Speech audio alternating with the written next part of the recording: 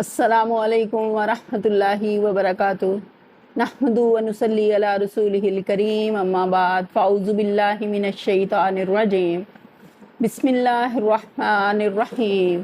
رب اشرح لی صدری ویسر لی امری واحلل عقدۃ من لسانی یفقہوا قولی واجعل لی وزیرا من اہلی ربنا زدنا علما رب یسر ولا تعسر وتمم بالخیر اللہم افتح علینا حکمتک وانشر علینا رحمتک یا ذا الجلال والاکرام ربی اعنی علی ذکرک و شکرک و حسن عبادتک اللہم فقہنا فی الدین یا مقلب القلوب ثبت قلبی علی دینک یا مصرف القلوب صرف قلبی علی طاعتک اللہم الہمنی رشدی واعذنی من شر نفسی اللہم انی اسألک الہدی والتقی والعفاف والغنی ربنا ظلمنا انفسنا وان لم تغفر لنا وترحمنا لنكونن من الخاسرين ربنا لا تزغ قلوبنا بعد إذ هديتنا وهب لنا من لدنك رحمة إنك أنت الوهاب فاطر السماوات والأرض أنت ولي في الدنيا والآخرة توفني مسلما والحقني بالصالحين اللهم بارك لنا في أوقاتنا آمین ثم آمین یا رب العالمین۔ اللہ کی رحمت کے ساتھ آج ہم اپنے 5ویں پارے کا آغاز کریں گے۔ چار پارے ہمارے الحمدللہ اللہ کا احسان شکر کے خیر و عافیت کے ساتھ 4 پارے ہم نے مکمل کیے الحمدللہ۔ آج اللہ کی رحمت کے ساتھ ہم 5ویں پارے کا آغاز کر رہے ہیں اور اللہ سے دعا کرتے ہیں کہ خیر و عافیت کے ساتھ ہمارے اس تعلیمی سفر کو جاری و ساری رکھے اور ہمیں سورہ ناس تک اس کو مکمل کرنے کی توفیق عطا فرمائے۔ اپنی رحمت کے ساتھ، اپنے فضل کے ساتھ ہم اللہ سے اس کی رحمت اور اس کے فضل کا سوال کرتے ہیں، کوئی بھی کام ہم نہیں کر سکتے جب تک کہ اللہ کی مدد شامل حال نہ ہو۔ لا قوت الا باللہ، لا حول ولا قوت الا باللہ، کہ نہیں نیکی کرنے کی کوئی طاقت اور نہ برائی سے بچنے کی مگر اللہ کی مدد کے ساتھ۔ تو چلیں شروع کرتے ہیں۔ اعوذ باللہ من الشیطان الرجیم، میں پناہ مانگتی ہوں اللہ کی شیطان مردود سے۔ بسم اللہ الرحمن الرحیم، شروع اللہ کے نام سے جو بڑا مہربان نہایت رحم کرنے والا ہے۔ والمحصنات من النساء الا ما ملکت ایمانکم کتاب اللہ علیکم وأحل لكم ما وراء ذلكم أن تبتغوا بأموالكم محسنين غير مسافحين فما استمتعتم به منهن فآتوهن أجورهن فريضة ولا جناح عليكم فيما تراضيتم به من بعد الفريضة إن الله كان عليما حكيما۔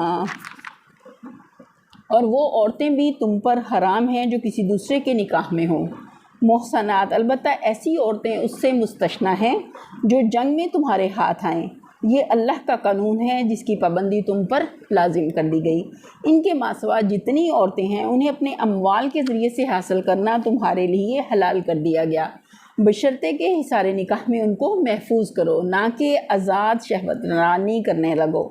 پھر جو ازواجی زندگی کا لطف تم ان سے اٹھاؤ اس کے بدلے ان کے مہر بطور فرض کے ادا کرو، البتہ مہر کی قرارداد ہو جانے کے بعد آپس کی رضامندی سے تمہارے درمیان اگر کوئی سمجھوتا ہو جائے تو اس میں کوئی حرج نہیں، اللہ علیم اور دانا ہے۔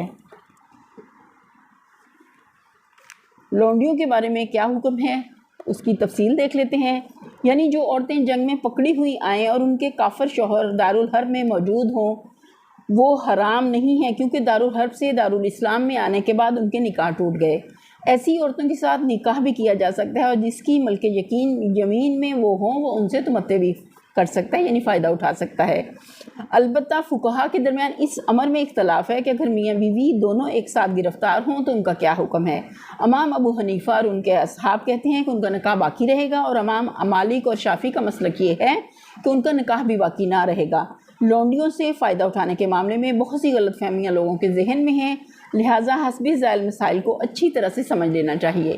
نمبر 1، جو عورتیں جنگ میں گرفتار ہوں ان کو پکڑتے ہی ہر سپاہی ان کے ساتھ مباشرت کر لینے کا مجاز نہیں ہے، بلکہ اسلامی قانون یہ ہے کہ ایسی عورتیں حکومت کے حوالے کر دی جائیں۔ حکومت کو اختیار ہے کہ چاہے ان کو رہا کر دے، چاہے ان سے فدیہ لے، چاہے ان کا تبادلہ ان مسلمان قیدیوں سے کرے جو دشمن کے ہاتھ میں ہوں، اور چاہے تو انہیں سپاہیوں میں تقسیم کر دے۔ ایک سپاہی صرف اسی عورت ہی سے تمتع کرنے کا مجاز ہے جو حکومت کی طرف سے باقاعدہ اس کی ملک میں دی گئی ہو۔ نمبر 2، جو عورت اس طرح کسی کی ملک میں دی جائے اس کے ساتھ بھی اس وقت تک مباشرت نہیں کی جا سکتی جب تک کہ اسے ایک مرتبہ ایام ماہواری نہ آ جائیں اور یہ اطمینان نہ ہو لے کہ وہ حاملہ نہیں ہے، اور اس سے پہلے مباشرت کرنا حرام ہے، اور اگر وہ حاملہ ہو تو وضع حمل سے پہلے بھی مباشرت ناجائز ہے۔ نمبر 3، جنگ میں پکڑی ہوئی عورتوں سے تمتع کے معاملے میں یہ شرط نہیں ہے کہ وہ اہل کتاب ہی میں سے ہوں، ان کا مذہب خواہ کوئی بھی ہو، بہرحال جب وہ تقسیم کر دی جائیں گی تو جن کے حصے میں وہ آئیں گی وہ ان سے فائدہ اٹھا سکتے ہیں۔ نمبر 4، جو عورت جس کے حصے میں دی گئی ہو صرف وہی اس کے ساتھ تمتع کر سکتا ہے، کسی دوسرے کو اسے ہاتھ لگانے کا حق نہیں ہے۔ اس عورت سے جو اولاد ہوگی وہ اسی شخص کی جائز اولاد سمجھی جائے گی جس کی ملک میں وہ عورت ہے۔ اس اولاد کے قانونی حقوق وہی ہوں گے جو شریعت میں صلبی اولاد کے لیے مقرر ہیں۔ صاحب اولاد ہو جانے کے بعد وہ عورت فروخت نہ کی جا سکے گی اور مالک کے مرتے ہی وہ آپ سے آزاد ہو جائے گی۔ نمبر 5، جو عورت اس طرح کسی شخص کی ملک میں آئی ہو اسے اگر اس کا مالک کسی دوسرے شخص کے نکاح میں دے دے تو پھر مالک کو اس سے دوسری تمام خدمات لینے کا حق تو رہتا ہے لیکن شہوانی تعلق کا حق باقی نہیں رہتا۔ نمبر 6، جس طرح شریعت نے بیویوں کی تعداد پر 4 کی پابندی لگائی ہے اسی طرح لوڈیوں کی تعداد پر نہیں لگائی، لیکن اس معاملے میں کوئی حد مقرر نہ کرنے سے شریعت کا منشا یہ نہیں ہے کہ مالدار لوگ بے شمار لونڈیاں خرید کر جمع کر لیں اور اپنے گھر کو عیاشی کا گھر بنا لیں، بلکہ در حقیقت اس معاملے میں عدم تعین کی وجہ جنگی حالات کا عدم تعین ہے۔ نمبر 7، ملکیت کے دوسرے تمام حقوق کی طرح وہ مالکانہ حقوق بھی قابل انتقال ہیں جو کسی شخص کو عذر قانون کسی اسیر جنگ پر حکومت نے عطا کیے ہوں۔ نمبر 8، حکومت کی طرف سے حقوق ملکیت کا باقاعدہ عطا کیا جانا ویسا ہی ایک قانونی فعل ہے جیسا نکاح ایک قانونی فعل ہے، لہٰذا کوئی معقول وجہ نہیں کہ جو شخص نکاح میں کسی قسم کی کراہت محسوس نہیں کرتا وہ خواہ مخواہ لونڈی سے تمتع میں کراہت محسوس کرے۔ نمبر 9، اسیرہ نے جنگ میں سے کسی عورت کو کسی شخص کی ملکیت میں دے دینے کے بعد پھر حکومت اسے واپس لینے کی مجاز نہیں رہتی، بالکل اسی طرح جیسے کسی عورت کا ولی اس کو کسی کے نکاح میں دے چکنے کے بعد پھر واپس لینے کا حقدار نہیں رہتا۔ نمبر 10، اگر کوئی فوجی کمانڈر محض وقتی اور عارضی طور پر اپنے سپاہیوں کو قیدی عورتوں سے شہوانی پیاس بجھا لینے کی اجازت دے اور محض کچھ وقت کے لیے انہیں فوج میں تقسیم کرے تو یہ اسلامی قانون کی روح سے قطعاً ایک ناجائز فعل ہے۔ اس میں اور زنا میں کوئی فرق نہیں ہے اور زنا اسلامی قانون میں جرم ہے۔ اس بات کو اچھی طرح سمجھ لینا چاہیے۔ بہت تفصیل کے ساتھ ساری بات لونڈیوں کے متعلق اللہ تعالیٰ نے واضح کر دی۔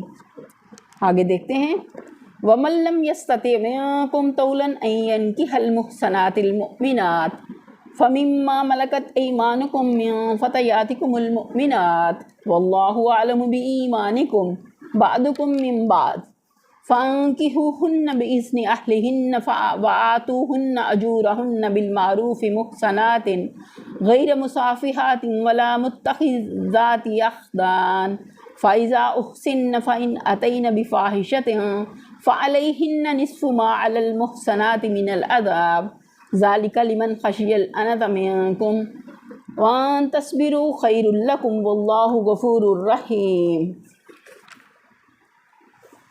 اور جو شخص تم میں سے اتنی قدرت نہ رکھتا ہو کہ خاندانی مسلمان عورتوں سے نکاح کر سکے اسے چاہیے کہ تمہاری ان لونڈیوں میں سے کسی کے ساتھ نکاح کر لے جو تمہارے قبضے میں ہوں اور مومنہ ہوں۔ اللہ تمہارے ایمانوں کا حال خوب جانتا ہے، تم سب ایک ہی گروہ کے لوگ ہو۔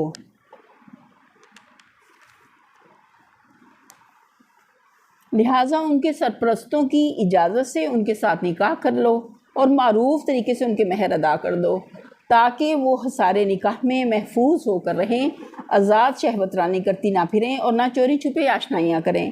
پھر جب وہ سارے نکاح میں محفوظ ہو جائیں اور اس کے بعد کسی بدچلنی کی مرتکب ہوں تو ان پر اس سزا کی بنسبت عادی سزا ہے جو خاندانی عورتوں کے لیے مقرر ہے۔ یہ سہولت تم میں سے ان لوگوں کے لیے پیدا کی گئی ہے جن کو شادی نہ کرنے سے بند تقوی کے ٹوٹ جانے کا اندیشہ ہو، لیکن اگر تم صبر کرو تو یہ تمہارے لیے بہتر ہے، اور اللہ بخشنے والا اور رحم فرمانے والا ہے۔ ہاں جی، دیکھتے ہیں کہ اللہ تعالیٰ نے بہت تفصیل کے ساتھ سارے احکامات کو واضح کیا۔ مزید اس کی تفصیل دیکھ لیتے ہیں۔ یعنی معاشرت میں لوگوں کے درمیان جو فرق مراتب ہے وہ محض ایک اعتباری چیز ہے، دراصل سب مسلمان یکساں ہیں، اور اگر کوئی حقیقی وجہ امتیاز ان کے درمیان ہے تو وہ ایمان ہے، تقویٰ ہے، جو محض اونچے گھرانوں ہی کا حصہ نہیں ہو سکتا ہے کہ ایک لونڈی ایمان و اخلاق میں ایک خاندانی عورت سے بہتر ہو۔ آگے ہے کہ سرسری نگاہ میں یہاں ایک پیچیدگی واقع ہوتی ہے جس سے خوارج اور ان دوسرے لوگوں نے فائدہ اٹھایا ہے جو رجم کے منکر ہیں۔ وہ کہتے ہیں کہ اگر آزاد شادی شدہ عورت کے لیے شریعت اسلام میں زنا کی سزا رجم ہے تو اس کی نصف سزا کیا ہو سکتی ہے جو لونڈی کو دی جائے؟ لہٰذا یہ آیت اس بات پر دلیل قاطع ہے کہ اسلام میں رجم کی سزا ہے ہی نہیں، لیکن ان لوگوں نے قرآن کے الفاظ پر غور نہیں کیا۔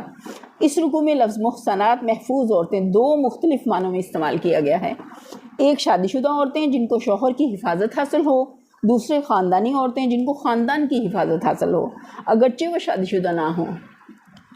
آیت زیر بحث میں محصنات کا لفظ لونڈی کے بالمقابل خاندانی عورتوں کے لیے دوسرے معنی میں استعمال ہوا ہے، نہ کہ پہلے معنی میں، جیسا کہ آیت کے مضمون سے صاف ظاہر ہے۔ بخلاف اس کے لونڈیوں کے لیے محصنات کا لفظ پہلے معنی میں استعمال ہوا ہے اور صاف الفاظ میں فرمایا ہے کہ جب انہیں نکاح کی حفاظت حاصل ہو جائے تب ان کے لیے زنا کے ارتکاب پر وہ سزا ہے جو مذکور ہوئی۔ اب اگر غیر نگاہ سے دیکھا جائے تو یہ بات بالکل واضح ہو جاتی ہے کہ خاندانی عورت کو دو حفاظتیں حاصل ہوتی ہیں، ایک خاندان کی حفاظت جس کی بنا پر وہ شادی کے بغیر محصنہ ہوتی ہے، دوسری شوہر کی حفاظت جس کی وجہ سے اس کے لیے خاندان کی حفاظت پر ایک اور حفاظت کا اضافہ ہو جاتا ہے۔ بخلاف اس کے لونڈی جب تک لونڈی ہے محصنہ نہیں ہے، کیونکہ اس کو کسی خاندان کی حفاظت حاصل نہیں ہے۔ البتہ نکاح ہونے پر اس کو صرف شوہر کی حفاظت حاصل ہوتی ہے، اور وہ بھی ادھوری، کیونکہ شوہر کی حفاظت میں آنے کے بعد بھی نہ تو ان لوگوں کی بندگی سے آزاد ہوتی ہے جن کی ملک میں وہ تھی، اور نہ اسے معاشرت میں وہ مرتبہ حاصل ہوتا ہے جو خاندانی عورت کو نصیب ہوا کرتا ہے۔ لہٰذا اسے جو سزا دی جائے گی وہ غیر شادی شدہ خاندانی عورتوں کی سزا سے عادی ہوگی، نہ کہ شادی شدہ خاندانی عورتوں کی سزا سے۔ نیز یہی یہ بات بھی معلوم ہو گئی کہ سورہ نور کی دوسری آیت میں زنا کی جس سزا کا ذکر ہے وہ صرف غیر شادی شدہ خاندانی عورتوں کے لیے ہے، جن کے مقابلے میں یہاں شادی شدہ لونڈی کی سزا نصف بیان کی گئی ہے۔ رہیں شادی شدہ خاندانی عورتیں تو وہ غیر شادی شدہ محصنات سے زیادہ سخت سزا کی مستحق ہیں، کیونکہ وہ دوہری حفاظت کو توڑتی ہیں۔ اگرچہ قرآن ان کے لیے سزا سے رجم کی تصریح نہیں کرتا، لیکن نہایت لطیف طریقے سے اس کی طرف اشارہ کرتا ہے۔ جو بلید الذہن لوگوں سے مخفی رہ جائے تو رہ جائے، نبی کے ذہن رسا سے مخفی نہیں رہ سکتا۔ پھر ہے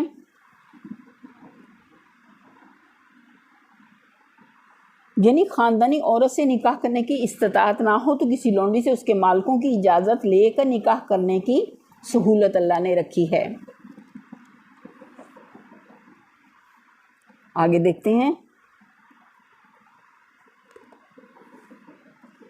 اور سارے احکامات کو واضح کر کے اللہ تعالیٰ نے کیا بتا دیا کہ اگر نکاح میں کوئی رکاوٹ آ رہی ہو یا اس کے لیے کوئی مالی پریشانی ہو اور وہ نکاح نہ کر سکتا ہو تو کیا ہے کہ تم صبر کرو، یہ تمہارے لیے بہتر ہے، اور اللہ بخشنے والا اور رحم فرمانے والا ہے۔ ساتھ ہی اللہ نے خوشخبری بھی دے دی۔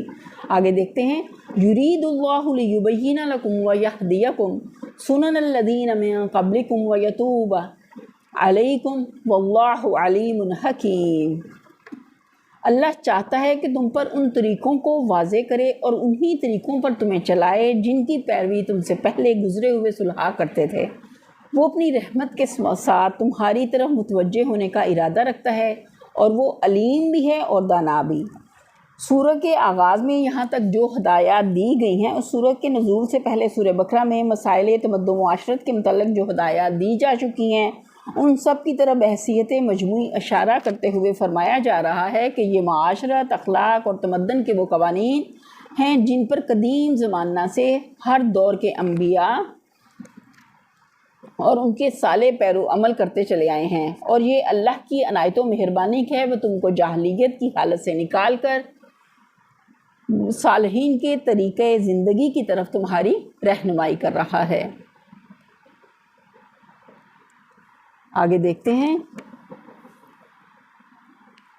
واللہ یرید ان یتوب علیکم ویرید الذین یتبعون الشہوات ان تمیلوا میلا عظیما۔ ہاں، اللہ تو تم پر رحمت کے ساتھ توجہ کرنا چاہتا ہے، مگر جو لوگ خود اپنی خواہشات نفس کی پیروی کر رہے ہیں وہ چاہتے ہیں کہ تم راہ راست سے ہٹ کر دور نکل جاؤ۔ یہ اشارہ ہے منافقین اور قدامت پرست جہلاء اور نواحی مدینے کے یہودیوں کی طرف۔ منافقین اور قدامت پرستوں کو تو وہ اصلاحات سخت ناگوار تھیں جو تمدن و معاشرت میں صدیوں کے جمے اور رچے ہوئے تعصبات اور رسم و رواج کے خلاف کی جا رہی تھیں۔ میراث میں لڑکیوں کا حصہ، بیوہ عورت کا سسرال کی بندشوں سے رہائی پانا، اور عدت کے بعد اس کا ہر شخص سے نکاح کے لیے آزاد ہو جانا، سوتیلی ماں سے نکاح حرام ہونا، دو بہنوں کے ایک ساتھ نکاح میں جمع کیے جانے کو ناجائز قرار دینا، متنبع کو وراثت سے محروم کرنا اور منہ بولے باپ کے لیے متبنہ کی بیوہ اور مطلقہ کا حلال ہونا، یہ اور اس طرح کی دوسری اصلاحات میں سے ایک ایک چیز ایسی تھی جس پر بڑے بوڑھے اور آبائی رسوم کے پرستار چیخ اٹھتے تھے۔ مدتوں ان احکامات پر چہم گوئیاں ہوتی رہتی تھیں۔ شرارت پسند لوگ ان باتوں کو لے کر نبی صلی اللہ علیہ وسلم اور آپ کی دعوت اصلاح کے خلاف لوگوں کو بھڑکاتے پھرتے تھے۔ مثلاً جو شخص کسی ایسے نکاح سے پیدا ہوا تھا جسے اب اسلامی شریعت حرام قرار دے رہی تھی، اس کو یہ کہہ کر اشتعال دلایا جاتا تھا کہ لیجئے آج جو نئے احکام وہاں آئے ہیں ان کی روح سے آپ کی ماں اور آپ کے باپ کا تعلق ناجائز ٹھہرا دیا گیا ہے۔ اس طرح یہ نادان لوگ اس اصلاح کے کام میں رکاوٹ ڈال رہے تھے جو اس وقت احکام الہی کے تحت انجام دیا جا رہا تھا۔ دوسری طرف یہودی تھے جنہوں نے صدیوں کی موشگافیوں سے اصل خدائی شریعت پر اپنے خود ساختہ احکام و قوانین کا ایک بھاری خول چڑھا رکھا تھا۔ بے شمار پابندیاں اور باریکیاں اور سختیاں تھیں جو انہوں نے شریعت میں بڑھا لی تھیں۔ بکثرت حلال چیزیں ایسی تھیں جنہیں وہ حرام کر بیٹھے تھے، بہت سے اوہام تھے جن کو انہوں نے خداوندی میں داخل کر لیا تھا۔ اب یہ بات ان کے علماء اور عوام دونوں کی ذہنیت اور مذاق کے بالکل خلاف تھی کہ وہ سیدھی سادی شریعت کی قدر پہچان سکتے جو قرآن پیش کر رہا تھا۔ وہ قرآن کے احکام کو سن کر بے تاب ہو جاتے تھے، ایک ایک چیز پر 100 اعتراضات کرتے تھے۔ ان کا مطالبہ یہ تھا کہ یا تو قرآن ان کے فقہا کے تمام اجتہادات اور ان کے اسلاف کے سارے اوہام و خرافات کو شریعت الہی قرار دے، ورنہ ہرگز کتاب الہی نہیں ہے، ورنہ یہ ہرگز کتاب الہی نہیں ہے۔ مثال کے طور پر یہودیوں کے ہاں دستور تھا کہ ایام ماہواری میں عورتوں کو بالکل پلید سمجھا جاتا تھا، نہ اس کا پکایا ہوا کھاتے، نہ اس کے ہاتھ کا پانی پیتے، نہ اس کے ساتھ فرش پر بیٹھتے، بلکہ اس کے ہاتھ چھو جانے کو بھی وہ مکروہ سمجھتے تھے۔ ان چند دنوں میں عورت خود اپنے گھر میں اچھوت بن کر رہ جاتی۔ یہی رواج یہودیوں کے اثر سے مدینہ کے انصار میں بھی چل پڑا تھا۔ جب نبی صلی اللہ علیہ وسلم مدینہ تشریف لائے تو آپ سے اس کے متعلق سوال کیا گیا۔ جواب میں وہ آیت آئی جو سورہ بقرہ کے رکوع 28 کے آغاز میں درج ہے۔ نبی صلی اللہ علیہ وسلم نے اس آیت کی روح سے ان کو حکم دیا کہ ایام ماہواری میں صرف مباشرت ناجائز ہے، باقی تمام تعلقات عورتوں کے ساتھ اسی طرح رکھے جائیں جس طرح دوسرے دنوں میں ہوتے ہیں۔ اس پر یہودیوں میں شور مچ گیا۔ وہ کہنے لگے کہ یہ شخص تو قسم کھا کر بیٹھا ہے کہ جو کچھ ہمارے ہاں حرام ہے اسے حلال کر کے رہے گا، اور جس چیز کو ہم ناپاک کہتے ہیں اسے پاک قرار دے گا۔ یہ ان کی جاہلیت تھی جو نبی کے احکامات یا نبی صلی اللہ علیہ وسلم خود اپنے سے کچھ بھی نہیں بتا رہے تھے، وہ سب اللہ کے احکامات ان پر واضح کر رہے تھے۔ اگلی آیت دیکھتے ہیں، یرید اللہ ان یخفف عنکم وخلق الانسان ضعیفا۔ اللہ تم پر سے پابندیوں کو ہلکا کرنا چاہتا ہے کیونکہ انسان کمزور پیدا کیا گیا ہے۔ دیکھیں اللہ کی کیسی رحمت ہے کہ اللہ نے جو بھیجا انہوں نے اپنے اوپر پابندیاں عائد کی ہوئی تھیں، ان سب کے بوجھ سے انسانوں کو آزاد کیا۔ اگلی آیت ہے، یا ایھا الذین آمنوا لا تأکلوا اموالکم بینکم بالباطل الا ان تکون تجارۃ عن تراض منکم ولا تقتلوا انفسکم ان اللہ کان بکم رحیما۔ اے لوگو جو ایمان لائے ہو، آپس میں ایک دوسرے کے مال باطل طریقوں سے نہ کھاؤ۔ لین دین ہونا چاہیے آپس کی رضامندی سے، اور اپنے آپ کو قتل نہ کرو۔ یقین مانو کہ اللہ تمہارے اوپر مہربان ہے۔ باطل طریقوں سے مراد وہ تمام طریقے ہیں جو خلاف حق ہوں اور شرعاً اور اخلاقاً ناجائز ہوں۔ لین دین سے مراد یہ ہے کہ آپس میں مفاد و منافع کا تبادلہ ہونا چاہیے، جس طرح تجارت اور صنعت و حرفت وغیرہ میں ہوتا ہے۔ ایک شخص دوسرے شخص کی ضروریات فراہم کرنے کے لیے محنت کرتا ہے اور اس کا معاوضہ دیتا ہے۔ آپس کی رضامندی سے مراد یہ ہے کہ لین دین نہ تو کسی ناجائز دباؤ سے ہو، نہ فریب و دغا سے۔ یہ رشوت اور سود میں بظاہر رضامندی ہوتی ہے، مگر فی الواقع وہ رضامندی مجبوراً ہوتی ہے اور دباؤ کا نتیجہ ہوتی ہے۔ جوئے میں بھی بظاہر رضامندی ہوتی ہے، مگر در حقیقت جوئے میں حصہ لینے والا ہر شخص اس غلط امید پر رضامند ہوتا ہے کہ جیت اس کی ہوگی۔ ہارنے کے ارادے سے کوئی بھی راضی نہیں ہوتا۔ جال اور فریب کے کاروبار میں بھی بظاہر رضامندی ہوتی ہے، مگر اس غلط فہمی کی بنا پر ہوتی ہے کہ اندر فریب نہیں ہے۔ اگر فریق ثانی کو معلوم ہو کہ تم اس سے جال یا فریب کر رہے ہو تو وہ ہرگز اس پر راضی نہ ہو۔ پھر ہے یہ فکرہ پچھلے فکرے کا تتمہ بھی ہو سکتا ہے، جیسے جوڑا، اور خود ایک مستقل فکرہ بھی۔ اگر پچھلے فکرے کا جوڑا سمجھا جائے تو اس کا مطلب یہ ہے کہ دوسروں کا مال ناجائز طور پر کھانا خود کو اپنے آپ کو ہلاکت میں ڈالنا ہے۔ دنیا میں اس سے نظام تمدن خراب ہوتا ہے اور اس کے برے نتائج سے حرام خور آدمی خود بھی نہیں بچ سکتا، اور آخرت میں اس کی بدولت آدمی سخت سزا کا موجب بنتا ہے۔ اور اگر اسے مستقل فکرہ سمجھا جائے تو اس کے دو معنی ہیں، ایک یہ کہ ایک دوسرے کو قتل نہ کرو، اور دوسرا یہ کہ خودکشی نہ کرو۔ اللہ تعالیٰ نے الفاظ ایسے جامع استعمال کیے ہیں اور ترتیب کلام ایسی رکھی ہے، اس سے یہ تینوں مفہوم نکلتے ہیں اور تینوں حق ہیں۔ آگے ہیں، یعنی اللہ تعالیٰ تمہارا خیر خواہ ہے، تمہاری بھلائی چاہتا ہے۔ یقین مانو، آیت کا آخری حصہ ہے نا کہ یقین مانو اللہ تمہارے اوپر مہربان ہے، یعنی اللہ تعالیٰ تمہارا خیر خواہ ہے اور تمہاری بھلائی چاہتا ہے، اور یہ اس کی مہربانی ہی ہے کہ وہ تم کو ایسے کاموں سے منع کر رہا ہے جس میں تمہاری اپنی بربادی ہے۔ اللہ تعالیٰ نے ہر بات کو ہمارے لیے واضح کر دیا۔ یہیں پر ہم اپنے لیسن کا اختتام کرتے ہیں۔ وآخر دعوانا ان الحمد للہ رب العالمین، سبحان ربک رب العزت عما یصفون، وسلام علی المرسلین، والحمد للہ رب العالمین۔ آمین ثم آمین یا رب العالمین۔ السلام علیکم ورحمۃ اللہ وبرکاتہ۔